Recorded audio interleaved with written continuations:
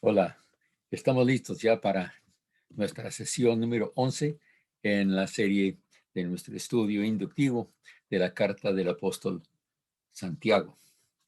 Y recordamos que el tema de Santiago, ser hacedores de la palabra. Ahora toma una dirección definida. ¿Cuál es la verdadera relación entre la fe y las obras? Si estamos de verdad siguiendo su enseñanza de perseverar en la ley de la libertad, ¿qué efecto tendrá esto en nuestra vida? Esta es la parte de la carta que ha ocasionado bastante controversia. Vamos a leer de Santiago 2, del 14 en adelante, leyendo de la Reina Valera 60. Hermanos míos, ¿de qué aprovechará si alguno dice que tiene fe y no tiene obras? ¿Podrá la fe salvarle? Y si un hermano o una hermana están desnudos y tienen necesidad de mantenimiento de cada día, y alguno de vosotros les dice, id en paz, calentaos y saciaos, pero no les dais las cosas que son necesarias para el cuerpo, ¿de qué aprovechará? Si así también la fe, si no tiene obras, es muerta en sí misma. Pero alguno dirá, tú tienes fe y yo tengo obras. Muéstrame tu fe sin tus obras y yo te mostraré mi fe por mis obras.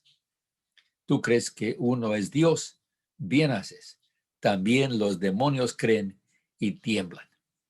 Hasta el versículo 19. Padre, una vez más, háblanos por tu palabra. Sé tú nuestro maestro, por Cristo Jesús. Amén. Recordando que en el estudio inductivo observamos. ¿Qué observamos aquí en este pasaje? ¿Qué dice Jacobo? ¿Cómo lo dice? ¿Por qué lo dice? ¿Y para qué lo dice? Y quizás hasta qué no dice. ¿Y por qué no lo dice de otra forma? Ese es nuestro interés en el estudio ahora.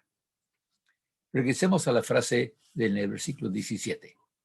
Así también la fe, si no tiene obras, es muerta en sí misma. Me interesa que en la revisión de 95 lo han modificado un tanto en su gramática. Así también la fe, si no tiene obras, está completamente muerta.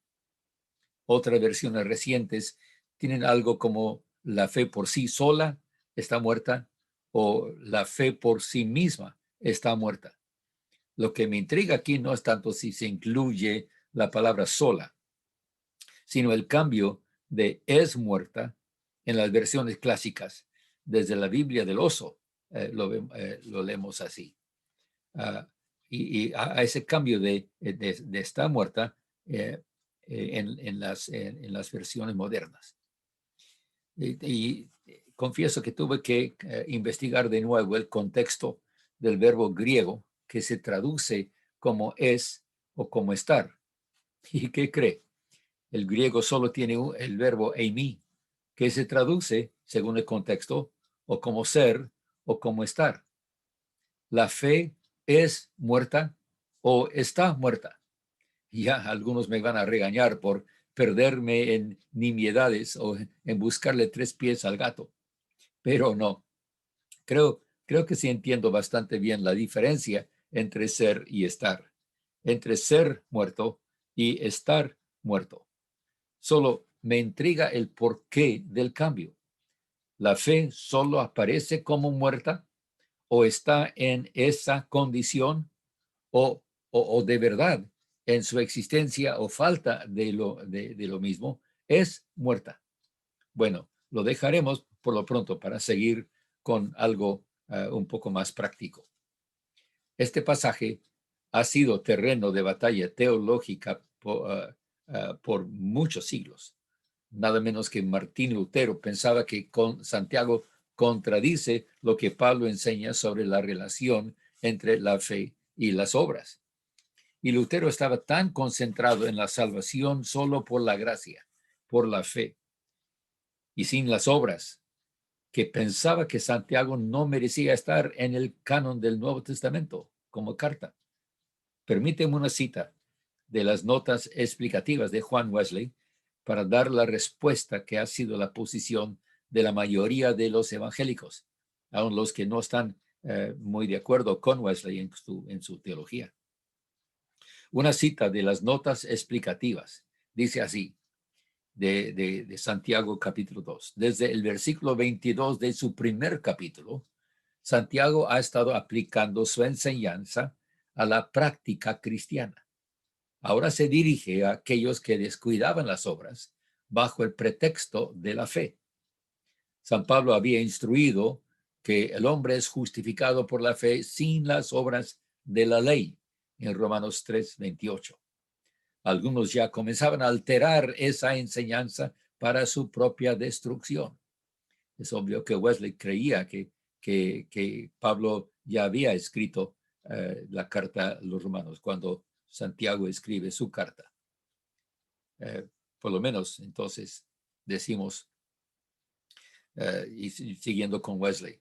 Por tanto, Santiago repitiendo deliberadamente en versículos 21, 23 y 25 de este capítulo 2, las mismas frases refiriéndose al caso de Abraham, que son testimonios y ejemplos de que San Pablo, lo que Pablo había usado en Romanos 4 y en Hebreos 11, 17 al 31.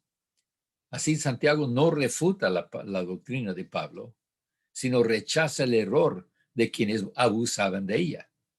Por lo tanto, no hay contradicción entre los apóstoles.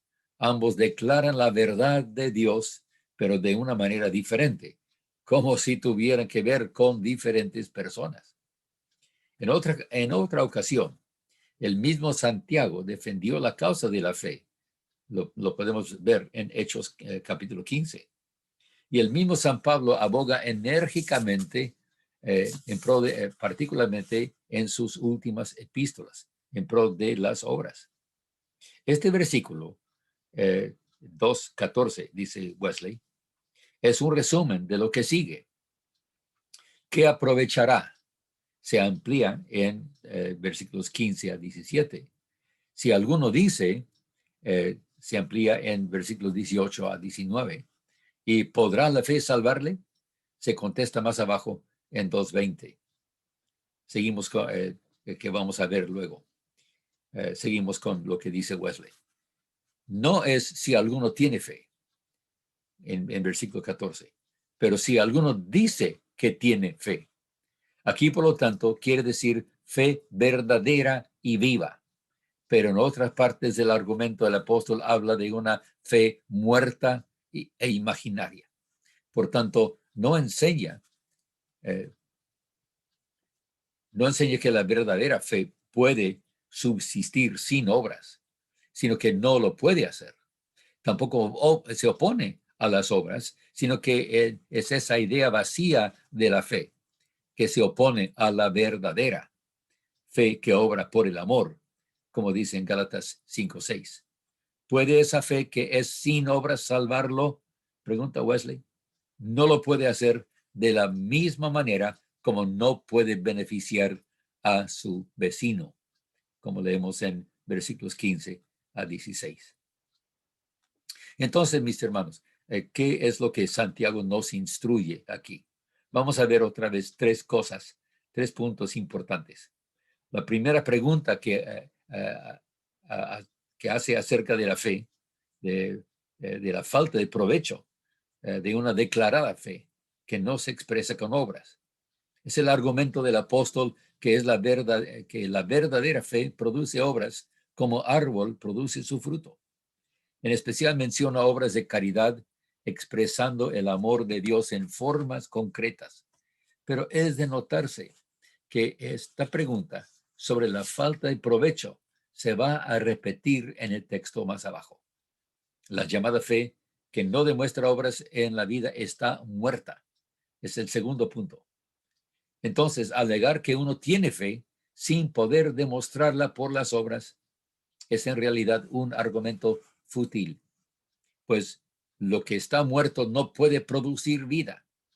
Lo que uno dice tiene que ser visto por medio de su comportamiento. ¿No es lo que nuestro Señor nos instruye también? Estaba hace unos días, yo estaba leyendo en el Evangelio según San Lucas, del capítulo 6. Jesús nos insta aquí a amar a nuestros enemigos, a hacer a los demás lo que queremos que ellos hagan a nosotros. Nos habla de prestar a aquellos que no tienen los medios de regresar lo que les prestamos y de ser misericordiosos, de no juzgar, de no mirar la paja en el ojo del hermano. Y finalmente nos dice, cada árbol se conoce por su fruto, pues no se cosechan higos de los espinos, ni de las zarzas se vendimian uvas. El hombre bueno del buen tesoro de su corazón saca lo bueno, y el hombre malo del mal tesoro de su corazón saca lo malo, porque de la abundancia del corazón habla la boca. De la abundancia del corazón habla la boca. ¿Por qué me llamáis Señor? Dice el Señor Jesús. Señor, Señor, y no hacéis lo que yo digo. De Lucas 6, 44 a 46. Y la pregunta repetida hace eco en nuestro corazón. ¿De qué aprovecha cuando no hay nada para demostrar la fe excepto huecas promesas o deseos para bendición cuando uno no está dispuesto a hacer nada al respecto? De nuevo, si es una verdadera fe, se va a ver en las acciones. Nuestro hablar tiene que ser respaldado por nuestro hacer o nuestro andar. Si no, entonces lo que hacemos o lo que dejamos de hacer habla tan fuerte que la gente no puede escuchar lo que decimos, ¿verdad? En tercer punto, en nuestro estudio, la supuesta fe que no tiene obras es igual a la que tiene los demonios. Y está claro que Santiago no habla aquí de una verdadera fe, sino de algo como simplemente reconocer una verdad, algo que solo produce terror y no confianza ni amor. Ese terror es por el juicio que se sabe que espera al demonio y todos los rebeldes.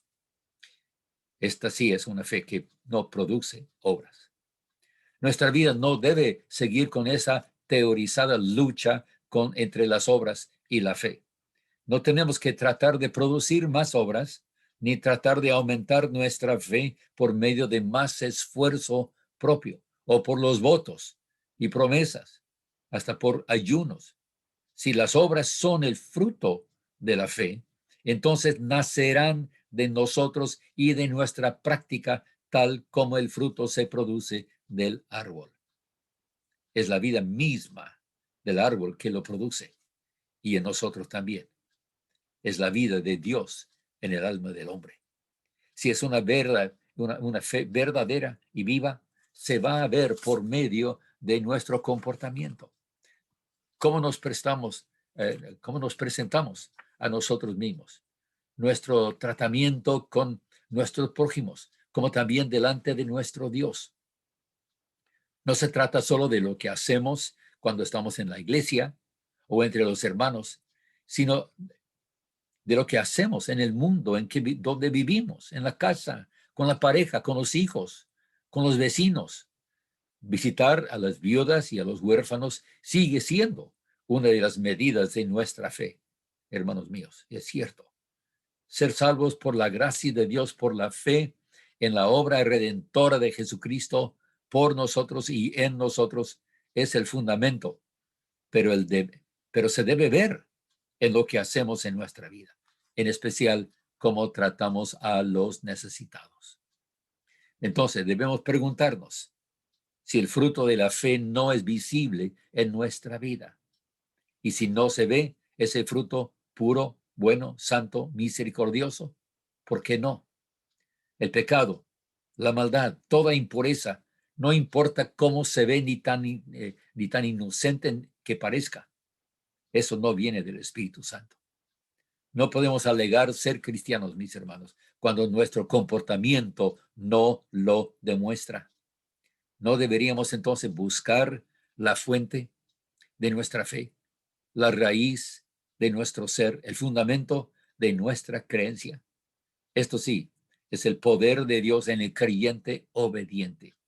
Esta es la verdadera vida santa que agrada al Señor. Es cierto que Santiago tendrá mucho que decir acerca de esta relación entre la fe y las obras, y seguiremos examinando este punto más adelante en la siguiente sesión. Bendiciones, mis hermanos. Hasta la próxima sesión. Amén.